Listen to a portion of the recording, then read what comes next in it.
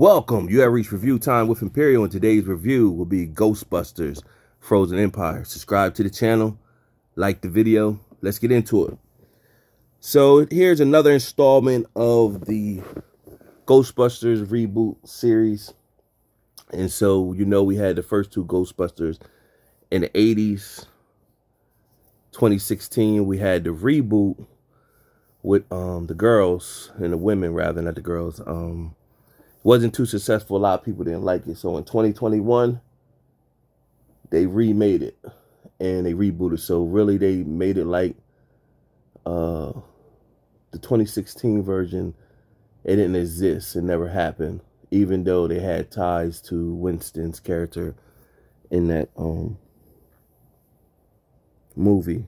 So in 2021, Aftermath, Ghostbusters Afterlife, no, I say Aftermath, Afterlife came out, and of course we know the story behind that, which brings us to the latest installment, Ghostbusters Frozen Empire.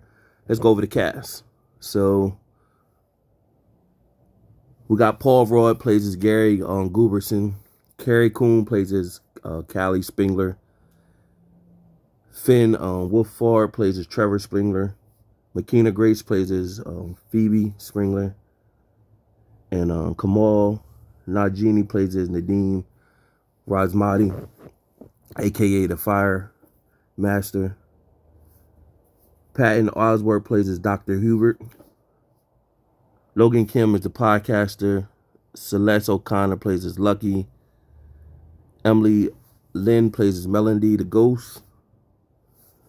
Dan Aykroyd plays as Ray Stentz. Bill Murray plays as Peter Venkman. Ernie Hudson plays as Winston Zeedmore. Annie Potts plays as Janine. Anybody else I'm missing? And William Atherton plays as Mayor Walter Peck. So this one basically starts off the first scene with the family of Gary, Callie, Trevor, and Phoebe chasing after a ghost. So they move back into the old fire station / Ghostbusters headquarters. And it shows them chasing a ghost. And it's just showing them working together. They the new Ghostbusters, and it showed how they all working together. And Phoebe slides out the side of the car, pulls out the brother. Trevor is using remote control car to try to get the ghost trapped in, with Phoebe shooting it with the projector. Then the mom is using the drone trap for the ghosts, and it's just showing the cool things that they're using. But also they're making damages around the city. So that brings the mayor in. He's upset, pretty much saying they need to stop what they're doing. They're damaging too much stuff. And he questions Phoebe, because Phoebe is 15 years old, and saying she, basically she's too young to be doing this, because we don't have 15-year-old firemen or policemen and stuff like that. So they pretty much bench Phoebe. Meanwhile, that's the first scene for them. But when the movie, I skipped what the scene was when it first came on in the movie. And what took place in 1904, it shows these men going up to a room. And when they went up to the room was frozen. And when it was frozen, they opened the door. When they opened the door, everybody in the room was frozen. Meanwhile, it's this orb that was there. And so the orb closed up, and it ended up freezing everybody in there. But you later on in the movie, you do find out the full story to that. So now we back.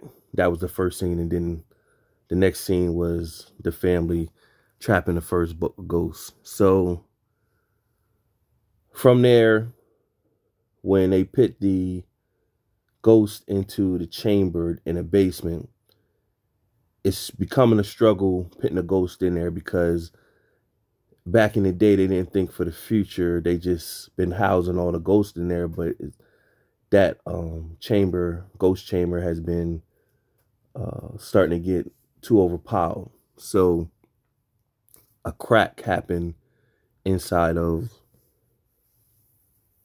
the chamber. So that triggered Janine for them to get a hold of Janine, and then Janine contact Winston. Of course, we know Winston is well off, and Winston, Janine said his engineers would be out here. Meanwhile, what happens with what's Dan Aykroyd's character?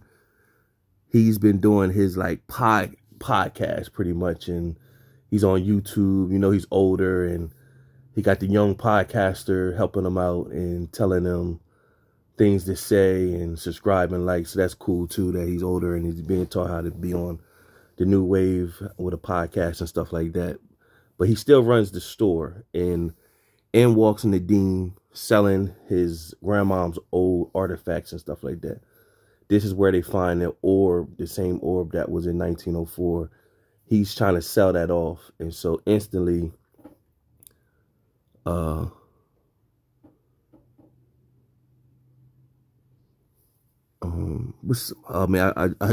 drew a blank, my bad. Ray, that's Dan Aykroyd's character, Ray. He had his detector to see if it's any ghost sensory there, and so it went off, and all the ghosts that they kept in the shop, the little marshmallow men, they let them roam around the shop or whatever. And so when he had that, they instantly start acting weird when he had that orb. So he kept the orb. Meanwhile, Nadeem doesn't really know the history behind it. He just said his grandma had a bunch of stuff. So they come back to Nadeem later in the movie. So meanwhile, when the engineer came out to inspect the fire on Ghostbuster headquarters, he had a new Ghostbuster van. He had new clothes and everything like that. So he told them to come down to where Winston's space was. So what Winston did was, what they was explaining, they had a little meeting of the minds, basically saying that Igor, he built this, but he didn't fully build it for the future. And basically, that headquarters is the gateway to life. So they got to keep that headquarters right there. So what he said, what he did was he bought an old facility that squatters was using and people doing raids was using. And what took place is he built that, and now he's creating a new facility so they can bring all those ghosts from there, bring them here. And he was just showing them the whole facilities, all the new cool gadgets they got. And so as he was showing them that orb is summoning something. It's summoning, trying to get released. So meanwhile, what happens is when Phoebe was benched, pretty much, she felt left alone and everybody abandoned her. So she's walking the streets of New York, and she ended up at a park where they play chess at. And then she started playing chess by herself, and then all of a sudden, the chess piece moved. Now, of course, she's no stranger to ghosts, so she was playing chess with a ghost. That ghost was Melody. You don't find out Melody is really using Phoebe to get close to Phoebe so that Phoebe can help her release the entity that's inside of the orb. So pretty much the movie goes on, them getting closer to discovering what's inside the orb. They finally go to the library.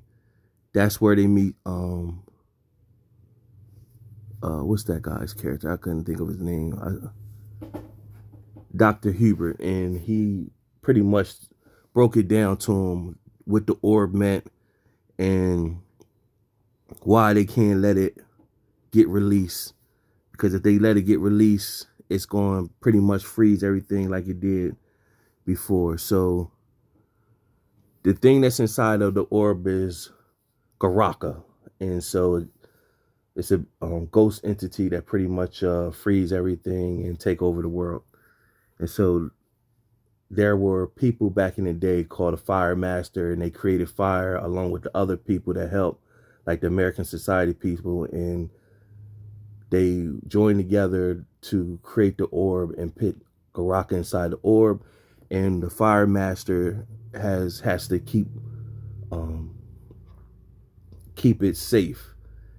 And they keep it safe with the evil spirit by surrounding it with brass in a room. And so from generation to generation, each fire master was supposed to take over the reins of protecting it. But Nadeem didn't know his grandma was probably trying to get through to him, but he's a youngster, so he's not listening to anything she's saying, and she just passed away. So now he got to figure it out, and he doesn't even know he's a fire master. But they pretty much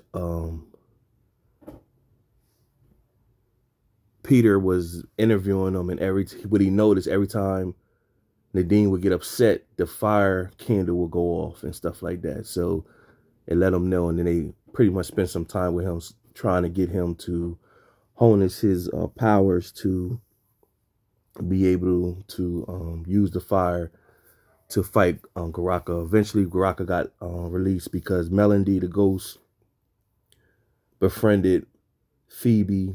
Phoebe went into one of the new machines that could make you become a ghost for 2 minutes. And when she became a ghost, Melody took over her spirit and made her sing this song. And this song, that when they sing the song, it takes off the shell of the orb and it released Garaka. And so that's how he got out. And everything doesn't turn.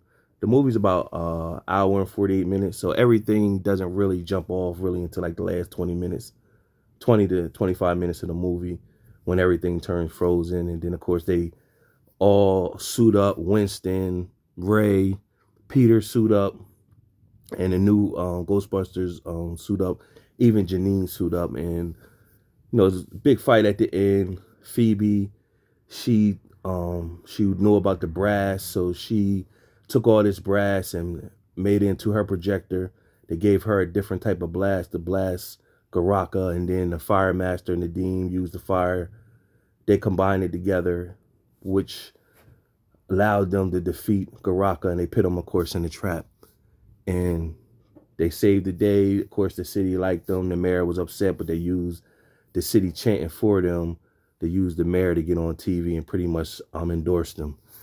And that was pretty much the movie. And then at the end, it was one post-credit scene where it showed the Marshmallow Man. This guy was out, truck driver was at a pit stop, and the Marshmallow Man took off with his truck. Just something, you know, to laugh, and that was it. So overall, it was a decent film. I don't think it is better than Afterlife. It's, you know, entertaining enough to sit there and watch. Would I go to the movies and see it? Yes. It's decent enough. I just don't think it's better than Afterlife. I forgot what I rated Afterlife, but out of my 4-star rating system, I'm going to give this movie a 2.5.